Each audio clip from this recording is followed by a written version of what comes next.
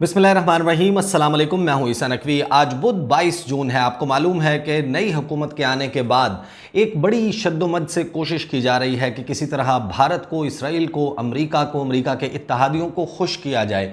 उनके हवाले से बड़े बड़े बयानात दिए जा रहे हैं कि भारत के साथ तजारत की जाए, भारत के साथ बातचीत की जाए और चाहे कश्मीर का मसला हल ना हो उसको बैक बर्नर पर रखें। इसराइल के साथ देखना होगा कि तजारत पाकिस्तान के मफाद में है या नहीं। जब दुनिया के बहुत सारे ममालिक और ख़ास तौर पर वो मुसलमान ममालिक जो कि मशरिक़ वस्ता में मौजूद हैं, गल्फ़ में मौजूद हैं, अगर वो इसराइल के साथ कोऑपरेट कर सकते हैं तो हम क्यों नहीं कर सकते। फिर साथ ही इस किस्म की तजावीज़ सामने आ रही हैं कि पहले भी तो माजी में भी तो पाकिस्तान ने ड्रोन हमलों के लिए अमेरिका को अड्डे फराहम किए थे।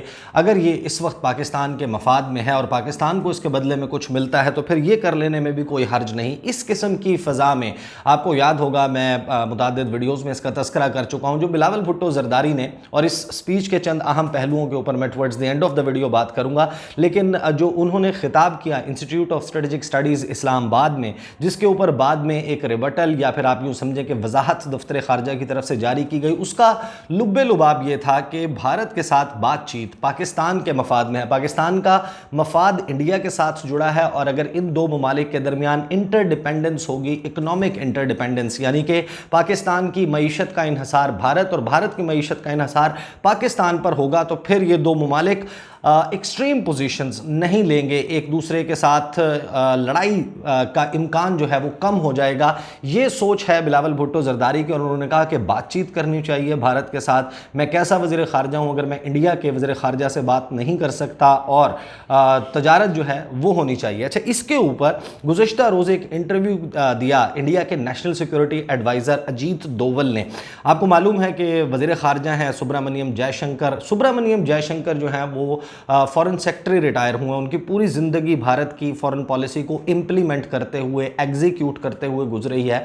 और अब भी जो लोग भारत को, भारत की पॉलिसी साजी को समझते हैं कि उनका इनपुट ज़रूर शामिल है, वो एग्जीक्यूट करने वाले ज़रूर हैं, लेकिन दरअसल भारत की खारजा पॉलिसी ख़ास तौर पर पाकिस्तान के हवाले से, चीन के हवाले से जो डॉक्ट्रिन है वो अजीत डोवल का चलता है। वो हार्ड कोर जो एलिमेंट्स हैं भारत की, भारतीय जनता पार्टी और RSS आइडियोलॉजी के लेकर चलने वाले, वो पॉलिसी देते हैं। और सुब्रमण्यम जयशंकर जिनके साथ बातचीत करने में बहुत ज़्यादा इंटरेस्टेड हैं बिलावल भुट्टो ज़रदारी, उनका काम है कि जो पॉलिसी उनको अजीत डोवल की तरफ से, नरेंद्र मोदी की तरफ से, जो हॉक्स हैं, जो आप कह सकते हैं कि जिनके पास डिसीजन मेकिंग की पावर मौजूद है, ताकत मौजूद है, उनकी तरफ से दी जाती है पॉलिसी लाइन, उस पर इम्प्लीमेंट करते हैं। अब जो गुज़श्ता रोज़ इंटरव्यू दिया अजीत डोवल ने, उसमें ANI को उन्होंने इंटरव्यू दिया।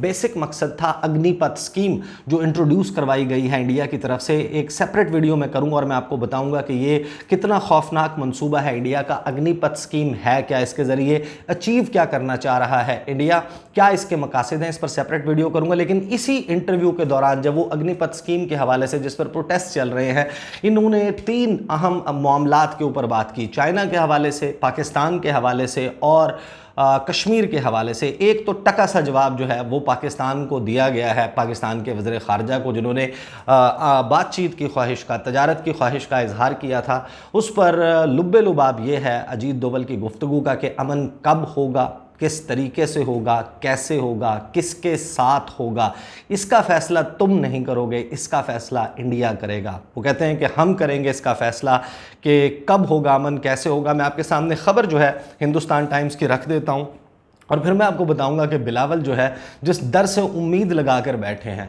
उस डर से उनको क्या मिलने की तवक्को है। ये ख़बर जो है, इसका टाइटल, इसकी हेडलाइन है, would like normal relations but NSA Ajit Doval warns Pakistan. धमकी दी है अजीत डोवल ने पाकिस्तान को, उनके मुताबिक वार्निंग दी है, इंतबाह किया है पाकिस्तान को कि हम आपके साथ नॉर्मल ताल्लुकात, मामूल के ताल्लुकात चाहते हैं, लेकिन, और इस लेकिन में सब कुछ छुपा हुआ है। खबर मैं आपके सामने जल्दी से पढ़ देता हूँ। National security adviser Ajit Doval on Tuesday warned Pakistan that while India is keen on normal relations, its threshold tolerance threshold for terrorism is very लो।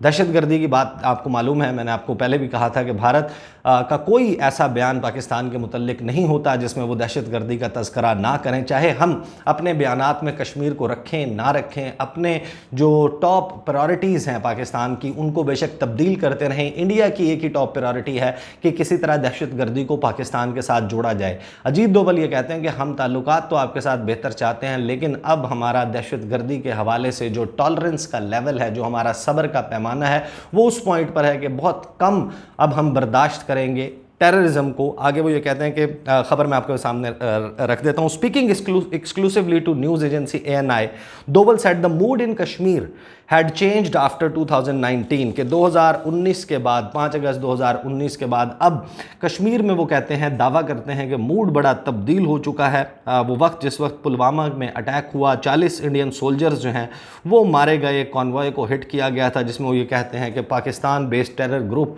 जैश ए मोहम्मद उसमें इन्वॉल्व था।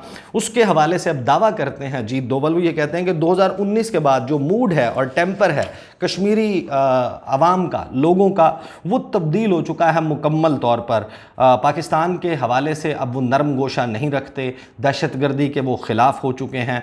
कहाँ गई वो बंद कॉल्स कि बंद कर दिया जाए सब कुछ, हड़ताल की जाए फ्राइडे को, अब वो कॉल्स आपको सुनने में नहीं मिलती, ऑल गॉन। फिर वो ये कहते हैं कि हाँ, कुछ नौजवान लड़के जो हैं उनको मिसलेड किया गया, उनको एक गुमराह कुन रास्ते के ऊपर लगाया गया, लेकिन हम पूरी कोशिश कर रहे हैं कि उनको परसुएड करें। कुछ मिलिट्री ऑर्गेनाइजेशंस हैं जिनके ख़िलाफ़ हम बड़ी जो है रिजॉल्व के साथ, बड़े अज़्म के साथ फ़ाइट कर रहे हैं। और फिर वो आते हैं पाकिस्तान के साथ ताल्लुकात पर।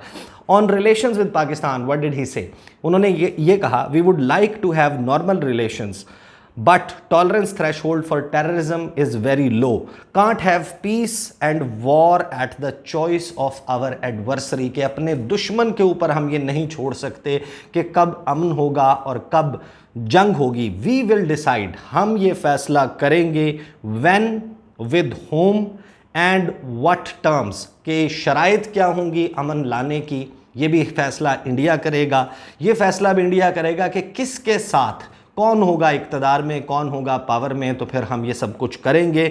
और कब ये करना है इसका फ़ैसला भी इंडिया करेगा, इसका फ़ैसला आपने नहीं करना। ये है वो जवाब जो इस तजारत की ख्वाहिश पर, बातचीत की ख्वाहिश पर बिलावल भुट्टो ज़रदारी की आया है, और आया भी national security adviser Ajit Doval के लेवल पर है। फिर साथ ही जो कश्मीरी पंडित्स हैं उनके ख़िलाफ़ जो उनके ऊपर अटैक्स हो रहे हैं, आपको मालूम है कि बड़ी सिस्टमेटिक तरीके से, मुनज़्ज़म तरीके से कश्मीर में आबादियाती तनासुब को तब्दील करने के लिए एक मुस्लिम मेजॉरिटी यानी कि मुस्लिम अक्सरियती इलाके को अक़लियत में तब्दील करने के लिए वहाँ पर हिंदू पंडितों की आबादकारी की गई। उनके ऊपर जो हमले होते हैं उसके हवाले से उन्होंने कहा कि हम इसकी रोकथाम के लिए स्टेप्स जो हैं वो उठा रहे हैं और किसी भी सूरत ये काम जो है वो कश्मीर में नहीं होने दिया जाएगा। उसके बाद अजीत डोभाल जो हैं वो ये कहते हैं कि जो स्टैंड ऑफ है चाइना के साथ, उन्होंने कहा कि हमारे बहुत सारे पुराने इलाकाई तनाज़ात मौजूद हैं चीन के साथ, और टेंशन जो है वो हमारी चली लाइन ऑफ एक्चुअल कंट्रोल पर।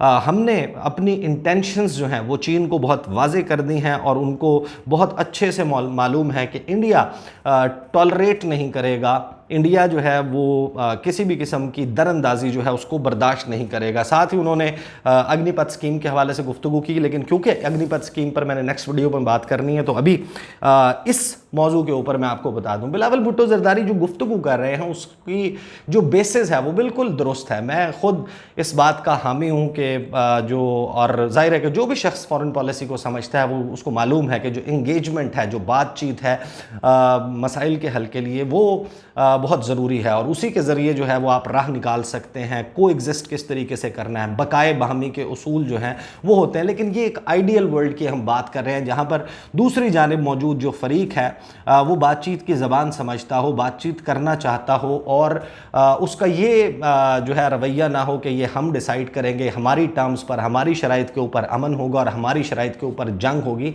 आप बात किसके मुतल्लिक करेंगे? अजीत डोभाल जो गुफ्तगू कर रहे हैं ये डायरेक्टर रहे हैं इंडियन इंटेलिजेंस ब्यूरो के, इंडियन IB का डायरेक्टर रहा है 2004-05 में। ये वो शख्स है जिसने पाकिस्तान में अंडर कवर सर्व किया है, ये वो शख्स है जिसने ऑफेंसिव डिफेंस का डॉक्ट्रिन जो है वो इंडिया में इंट्रोड्यूस करवाया। उसका आर्किटेक्ट, चीफ आर्किटेक्ट जो है वो अजीत डोवल को कहा जाता है। यानी कि इसका मतलब ये है, ये शख्स जो है वो ओपनली इसके ऊपर बात कर चुका है कि हम बलूचिस्तान के हवाले से जो इसने थ्रेट्स दिए थे, इसकी स्पीचेस जो हैं 2014, 15, 16 में मौजूद हैं, जिसमें ये खुल्लम खुल्ला इस बात का एतराफ़ करता है कि अगर आप एंगेज नहीं करना चाहते किसी मुल्क को, किसी दुश्मन को सरहदों पर डायरेक्ट फाइट नहीं करना चाहते, तो आप लड़ाई को उसकी सरहदों के अंदर ले जाएं। अगर वो आपके ख़िलाफ़ कुछ भी करता है सरहदों पर, तो फिर आप बलूचिस्तान का उसके ऊपर ये ख़तरा डाल दें कि बलूचिस्तान तुमसे अलहदा हो जाएगा। ये जो ऑफेंसिव डिफेंस का डॉक्ट्रिन है कि पाकिस्तान की वल्नरेबिलिटीज़ पर, फॉल्ट लाइन्स पर, सेक्टेरियनिज़म पर,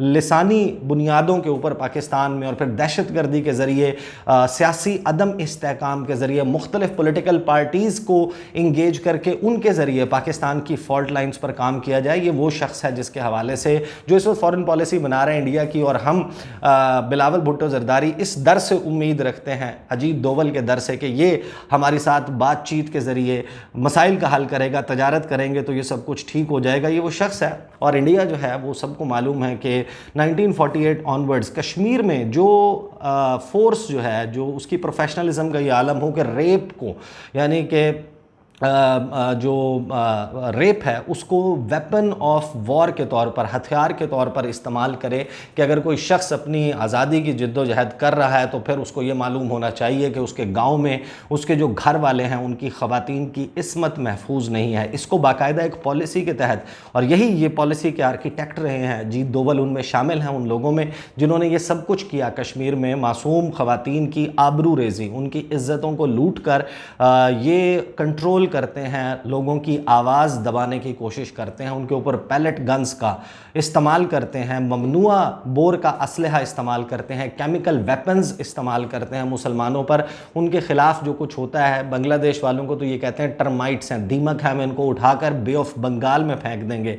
ये वो सोच है जो कहती है कि हिंदू सुप्रामेसी है, जो हिंदुत्वा माइंडसेट है, वो बेसिकली कहता है कि जो हिंदू कास्ट है, और ये कोई ढकी छुपी बात नहीं है, इनके जो सिटिंग मेंबर्स हैं, इवन राज्यसभा के और दूसरे जो बड़े इनके स्टॉलवर्ट लीडर्स हैं, वो ये कहते हैं कि जो हिंदू हैं, और हिंदुओं में भी स्पेसिफिक जो ऊंची ज़ात के लोग हैं, वो हैं फर्स्ट क्लास सिटीजन्स इंडिया के, बाकी जो हैं वो थर्ड क्लास सिटीजन्स हैं। और ख़ास तौर पर मुसलमानों के हवाले से जो उनका रवैया है, आप सबको मालूम है, नेशनल रजिस्टर ऑफ सिटीज़न और उसके बाद जो सिटीजनशिप अमेंडमेंट एक्ट था, उसमें ये सारी तफरीक वाज़े होती हुई नज़र आ रही है। 5 अगस्त 2019 के इकदाम जो इंडिया ने किए, वो जाहिर है कि एक सोच के ज़रिए किए गए थे। उनको मालूम था हम क्या करने जा रहे हैं, हमने आगे इस सारे मामले को किस तरीके से लेकर चलना है और इसकी कंटिन्यूटी किस तरीके से होगी। ब्लास्फेमी के ऊपर जिस तरीके से उनकी अपनी पार्टी उन रहनुमाओं को प्रोटेक्ट करती हुई नज़र आती है, इस इंडिया के साथ आप डील कर रहे हैं। बिलावल भुट्टो जरदारी की बात दुरुस्त है कि आपने बातचीत करनी है, लेकिन किससे बातचीत करनी है? जिस इंडिया का आप सोचकर ये तजवीज़ दे रहे हैं वो इंडिया नहीं है।